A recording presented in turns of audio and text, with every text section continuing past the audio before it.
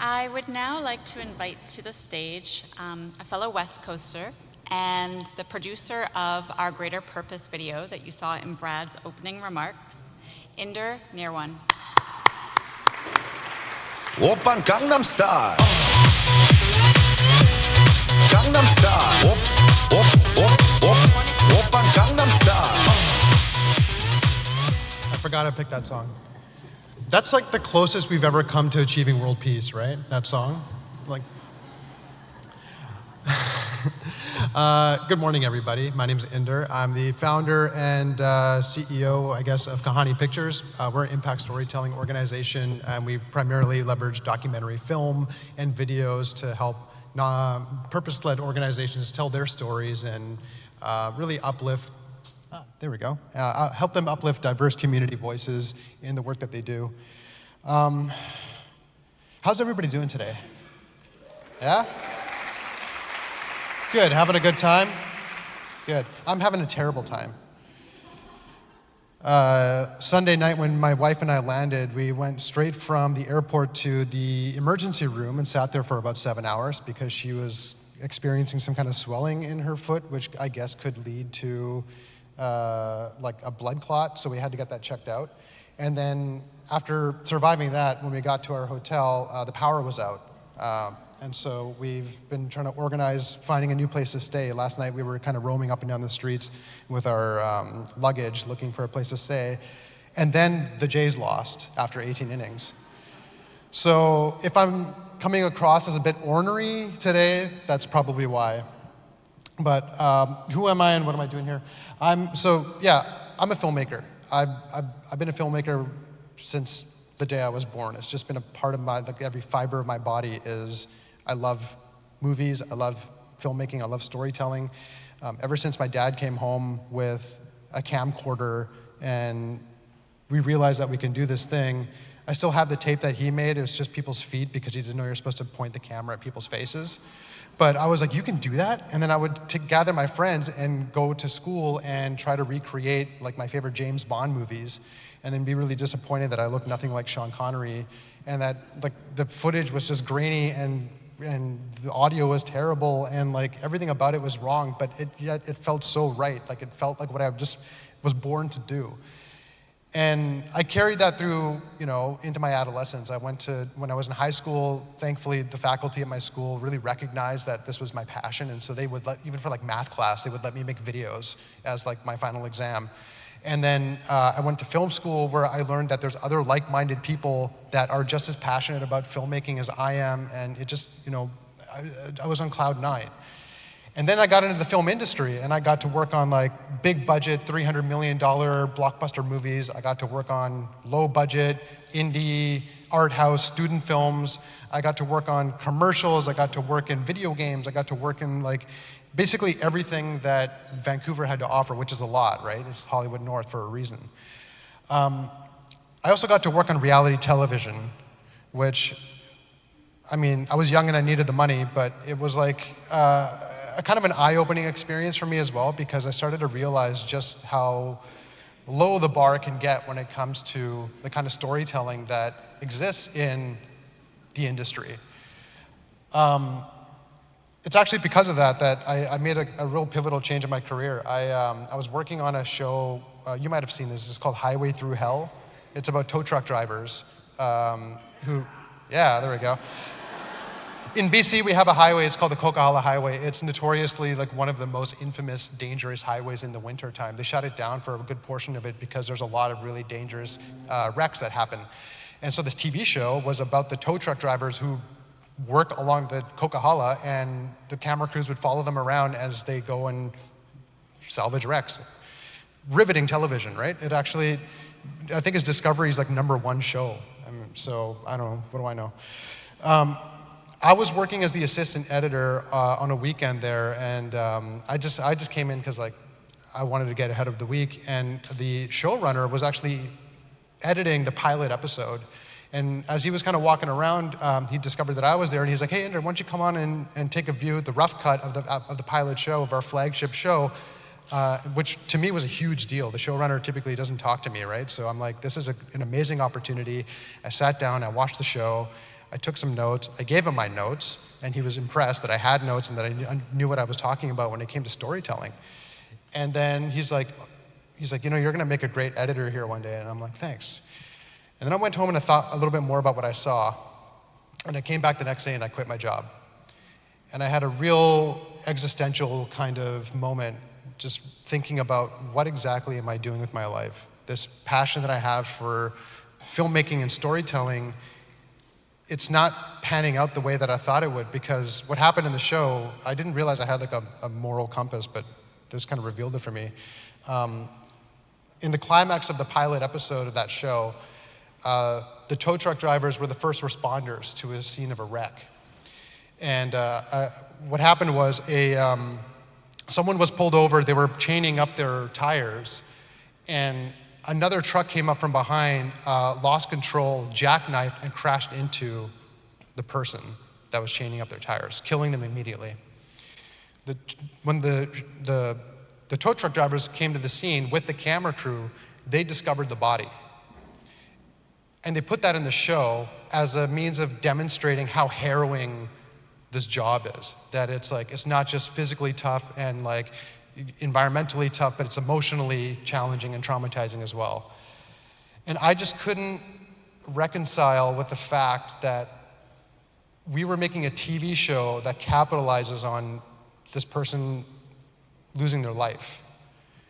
And that we're all celebrating and high-fiving that we got this great show that's gonna make lots of money and it's gonna drive ratings and all these kinds of things. And then I just couldn't do it. So I quit, and I started looking for another job, but I just didn't want to work in television anymore. I didn't want to work in films anymore. I just didn't feel like the stories that we were telling meant, like that it meant something to me. And I wound up getting this, what I thought would be like a summer job at what I thought was a little mom and pop soap company called Lush Cosmetics. And Lush turns out to be this like global phenomenon, but the company itself was still quite grassroots. I think I was one of like 4 people at the time on the brand communications team. There was like a copywriter, a graphic designer, a web person, and me doing film and photo. And there was no plan. They were just like, do what you do, and if the videos you make work, great. If they don't work, no one's gonna see them, so who cares? And that actually became such an amazing opportunity for me to learn and understand what resonates with more modern audiences, particularly young people, but also in the realm of creating something that I didn't necessarily feel compelled had to like fit into the sales and marketing cycle of the company. Like some of what I did, yes, but other parts of it was just like, I'm just creating stuff that was entertaining or that was interesting or was things that I wanted to make and had the capacity to do within the organization. And so I was able to put my heart and soul into a lot of that work. And what came out of it was this amazing response. Like I think when I joined the company, the YouTube channel had 1,000 subscribers, and by the time I left, we had over 400,000 subscribers. And I think the Instagram page had over like 1.2 million followers. And so clearly what we were doing was resonating with a young, modern, hungry audience that was really keen to see a company speaking their language and being able to connect with them on their terms. And one of the key aspects of what we were doing was kind of unbeknownst to me at the time, but it was the impact storytelling.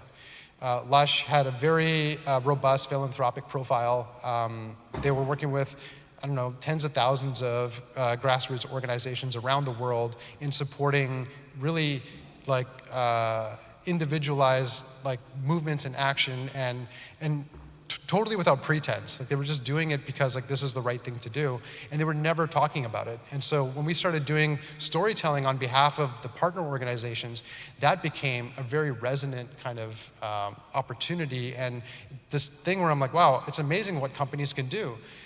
Maybe if one company is willing to pay me to do this, then many companies are willing to pay me to do this. So I left Lush and I started Kahani, only to then realize that there's actually not very many companies that are doing this work, or that they're not talking about it in the right way. Actually, the truth is that companies are doing a lot of great work, but the way it gets talked about, the stories that are being told, are still done so in this kind of like corporate brand marketing kind of lens.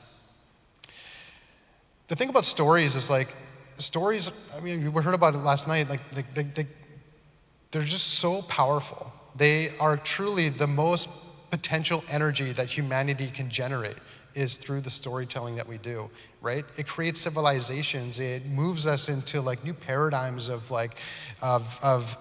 society. We learn to love and we learn to hate and we learn to just like everything we do it through story. The first thing you do when you meet somebody is you ask them how their day was. You're inviting them to tell you a story. And you know, when you read like a book, it can transport you to like a completely different galaxy. When you watch a movie, it can introduce you to characters that you're just absolutely fall in love with. And stories really just envelop us in ways that nothing else really does. But the one place where I don't see that happening at all is in corporate brand messaging, right? Corporate brand messaging doesn't necessarily come across as that vulnerable, human-centered, place where people can really find themselves. Rather, it's polished and it's pristine and it's always promoting something that makes the organization look the best that it can, which makes sense because, you know, organizations are beholden to shareholders, they're beholden to customers, they need to come across as professional, so it needs to be proper and highly produced. But the opportunity for all of us in this room, as we're purpose-driven organizations, is that the work that we do is beyond, you know, appeasing customers and investors. We're trying to, you know, contribute towards systems change that really uplifts people in community spaces that we want to work with and we want and that are our constituents in our work. And so the storytelling that we do in the corporate space, I think really needs to shift in a different way. And I'm a very technical storyteller. I really like to take stories and break them down to their core elements of like structure and components, themes and tones and whatnot. And structure is a big one. And what I find is that a lot of, if not all, corporate storytelling all follows the same storytelling structure format, which is, and I don't know if you guys know about story structures, but you might have heard of something called the hero's journey, which it implies that, you know, there's a broken world in which there's a protagonist who is called to action, and through trials and tribulation, they learn to become a better version of themselves that then absolves and solves the problem and saves the world. And a lot of corporate brand storytelling is exactly that, right? There was a market opportunity, we saw a solution, we worked towards it until we perfected it, and now buy our product or service, we're the hero. Which is great when you're trying to sell a product or service, but when you're talking about serving community, as soon as you call yourself the hero, you're implying that somebody needs saving. And I would argue that we're not the hero. People don't need saving. What we're working towards is this idea that we want to live in a society that we believe can exist, which is equitable for all, that resources and opportunities are abundant for everyone, that we live in harmony with nature, that, you know, it's a world that we all aspire to and we know is possible through the resources that are available to us. We just need systems to change. And it's that systems change work that we are meant to aspire to, but when we talk about the stories about how we're doing it, we always establish ourselves as some kind of like a saving grace hero that people depend on to then get to that solutionary state. And so I thought long and hard about, well, if the hero's journey isn't the right story structure for how we talk about our impact work, then what is? And going through different story structures that we use in film, none of them really seem to align. And I was having a hard time with this until I saw a movie called The Kablona Keepers. And I'm sure all of you have seen this movie, so I'll skimp on the synopsis a little bit. But basically, this is a documentary film about the Tahltan Nation in northern British Columbia, who for, I think it was like 7 years, they were single-handedly blockading a resource development project that was trying to go into their territory and would pollute the sacred headwaters of what they called Kablona. And it was this really interesting story about how this small group of people just, you know, banded together and continued to do this work. But what was more interesting than the story itself was the way it was told. The film didn't have a main character. There wasn't a clear linear arc as to like beginning, middle, end. There wasn't, like when I first started watching this, I was just kind of like, what exactly is this? It doesn't feel like a movie. But the longer I, try to check my biases around what storytelling ought to be and understanding that Indigenous storytelling has a totally different, aspect to it, I came to realize the brilliant nature of it, which was that it wasn't necessarily telling me a linear story, it was letting me live in this space with these people, because every scene was just, here's the matriarch of the family cooking dinner for everybody, and then the next scene is, here they are blockading for today, but now they're going to go and transition into a drum and song routine. And then here's Uncle Bob just giving us a tour of his basement. And even though it didn't feel like these connected together, what inevitably was happening was we were living in the world with them, such that I felt like I was part of this community. I wanted this community to thrive and succeed, and I felt compelled to support their mission without them ever having to tell me what that mission was or why it's important or what the vehicle for support is. I just felt like I needed to be a part of this. And it was just such a wonderful and interesting sort of way to absorb a story without any kind of preconceived ideas to like why or when or how like this is meant to happen. And so I started to think about how to apply this kind of more holistic, experiential, show, not tell kind of storytelling into the work that we're doing. And that's what we've started to really apply when it comes to the corporate partnerships that we've been taking on. So I want to show you a quick short film, and I'll speak to it after, just to give you an idea to what I'm talking about here. So let's play the movie.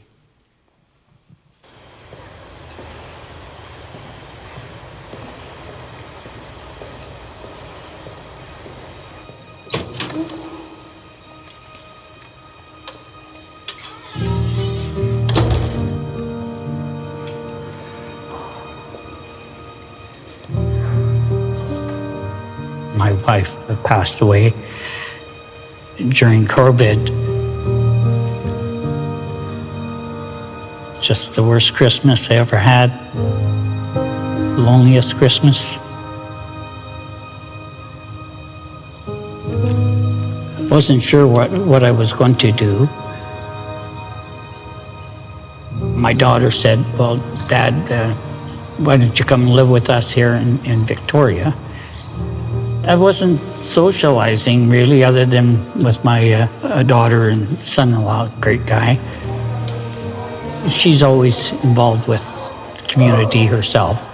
And then she said, Dad, how would you like to do an art class? I said, honey, that sounds like a real good idea.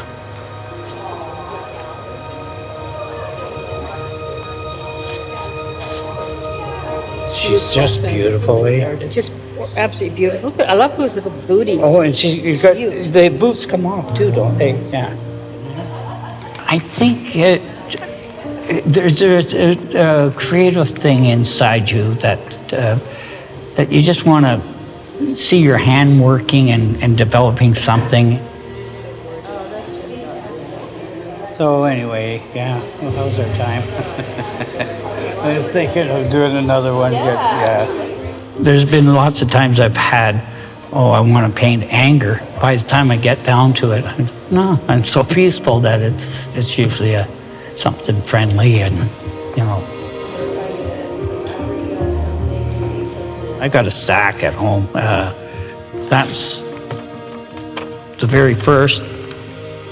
Sometimes by the time you finish it, say, geez, I shouldn't put those black lines in the sky, but what do you do? Just to come in and look at other people's artwork, or just walking around, and it's just a great space for your mind. I feel like an artist, especially when you're in here. You feel like an artist. I'm so glad that my daughter signed me up. I feel like she saved my life a couple of times in some ways, definitely mentally anyway. So, yeah.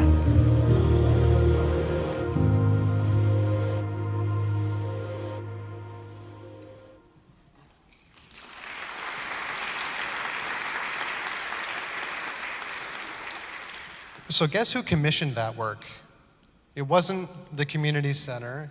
It wasn't arts and culture programming or the city or anything. It was the architecture firm that renovated the backside of that community center. And the leverage they get out of this piece of communication is astounding, because without ever talking about the buildings they build or what their company is about, what their mission or purpose even is, they're demonstrating their ethos in action by elevating community voices that they care to have an impact on, right? So this is a part of a series that we do with them where we go to the different buildings that they create and design, and we just have conversations with community members whose lives are most impacted because this building exists. And these are stories that the architects don't even know exist, right? They're just as excited to see this for the first time as anybody else is, because that to them is like the reality of their impact being reflected to them. They're able to use these videos to talk about nuanced programmatic needs in regional sort of situations. They're able to go to conferences and architecture conferences and talk about why they design the way they do. They're also able to use these as marketing tools. Like, I think they just recently told me that they were awarded a massive library project in the city of Calgary as a direct result of these films, because it just demonstrates the passion and the work that they bring to what they do. And so what I implore you all is that, when we think about the value of storytelling as an organization and the kinds of stories that we want to tell, we all have a great opportunity in that because we are doing purposeful work, there is a direct reaction to the actions that we take. There are great pieces of evidence out there of the impact that we're espousing in the world, and those are great opportunities for storytelling. But the way we tell stories, the intent behind telling those stories, that also needs to be very carefully thought about. And if you're doing it from a place where you establish yourself as the conduit, the hero in this story, then you're inherently creating a situation where somebody needs to be saved.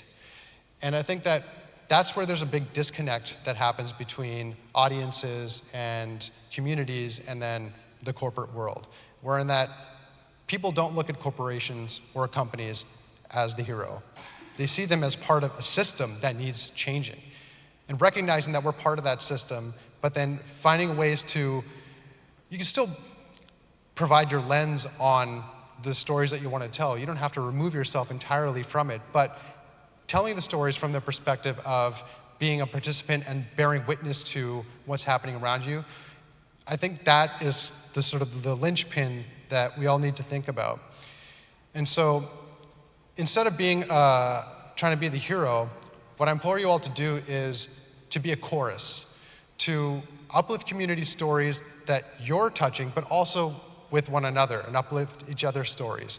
Do it in a way that is participating in these stories, or participatory with these stories, rather than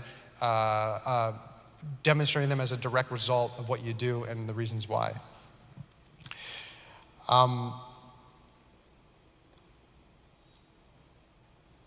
I think I'll end it there, because I was reminded before I walked onto the stage here that I'm supposed to also offer practical takeaways on how to tell stories, but I think there might be some questions as well, so let's give time to that.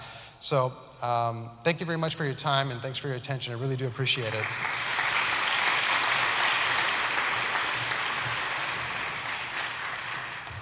We do have a few questions. A reminder, questions are posed through the app. So one of the questions that came up in a few different contexts is, we live in an age of short-form content, TikTok and Instagram Reels. How can we continue to tell stories that shift systems in those formats? I actually feel like there's a growing sense of fatigue when it comes to a lot of this slop content, we call it. I think one of the misconceptions out there is that people have short attention spans, and this is what they consume is just like whatever's on their social media feeds, and it's fleeting and it's disposable and it's forgotten the second you scroll away from it.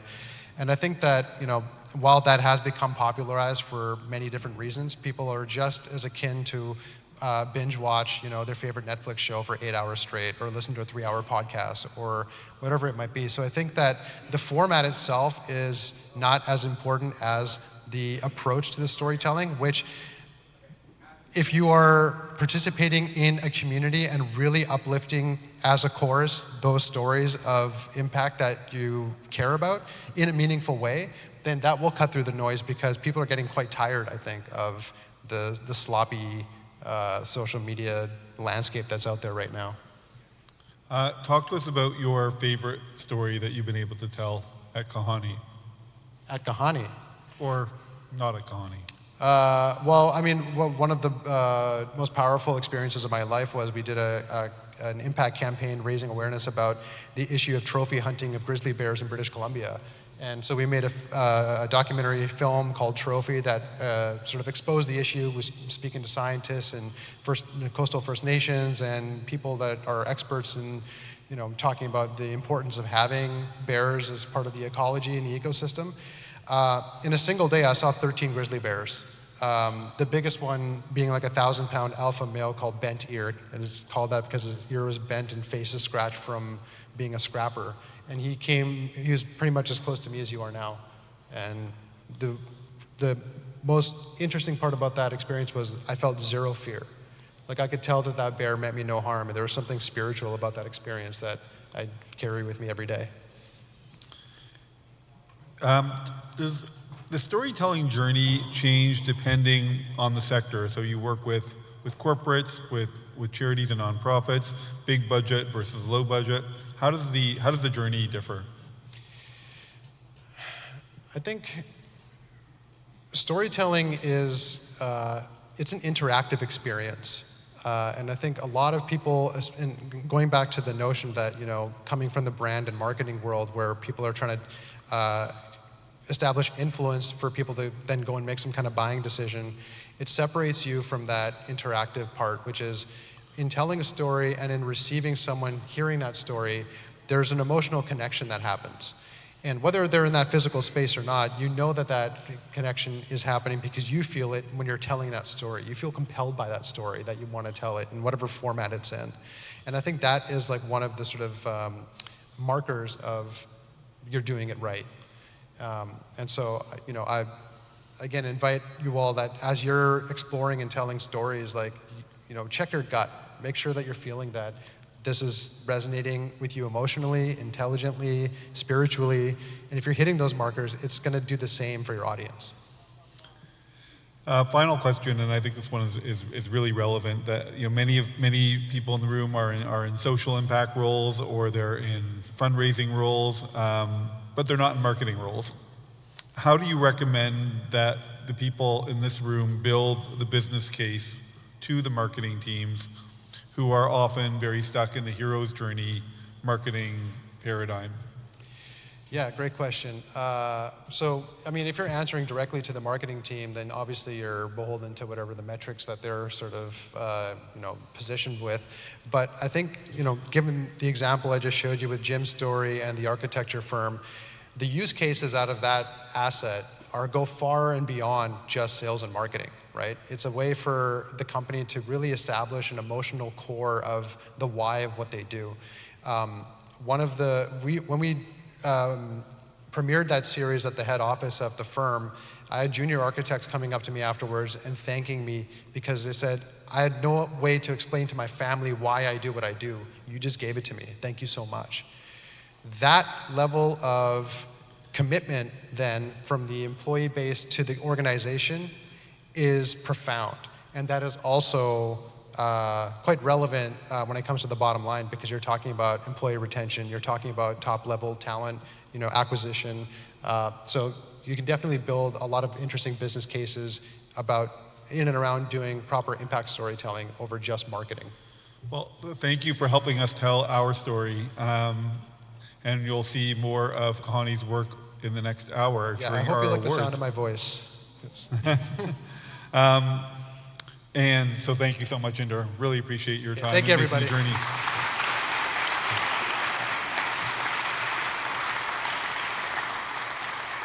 And I hope your day gets better.